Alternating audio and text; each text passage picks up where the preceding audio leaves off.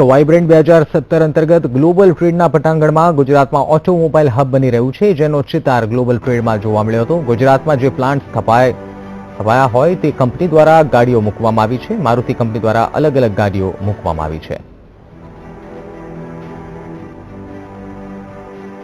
मुख्यमंत्री नरेंद्र मोदीए गुजरात ने automobile hub बनावવાનું સપનું જોયું હતું અને જે અંતર્ગત ગુજરાતમાં મારુતિ, ટાટા નેનો અને ફોર્ડનો પ્લાન્ટ સ્થપાયો હતો।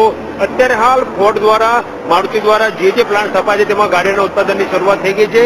આપણે હાલ ઉભા છીએ ગ્લોબલ ટ્રેડ 2017ના પટાંગણમાં કે જ્યાં તમે જોઈ શકો છો કે જે ગાડીઓની કંપનીઓએ ગુજરાતમાં પોતાના પ્લાન્ટ સ્થાપ્યા હતા તે ગાડીઓની કંપનીઓએ જે ઉત્પાદનો થઈ રહ્યા છે તેમના દેશ વિદેશમાં તે તમામ ગાડીઓ હાલ ડિસ્પ્લેમાં મૂકી છે અને ક્યાંક ને ક્યાંક ગુજરાત જે ઓટોમોબાઈલ હબ બની રહ્યું છે તેનો ચિતાર જોવા મળી રહ્યો છે। જે કંપનીઓની નવી ગાડી લોન્ચ થવાની બાકી હોય અથવા તો જે હાલ માર્કેટમાં કાર્યરત હોય તે તમામ ગાડીઓનું ડિસ્પ્લે કરવામાં આવ્યું છે અને એક પ્રકારે જે ઓટો શોની જે પ્રકારની રોનક હોય એ પ્રકારની ગાડીઓની રોનક હાલ ગ્લોબલ ટ્રેડ 2017માં જોવા મળી રહી છે।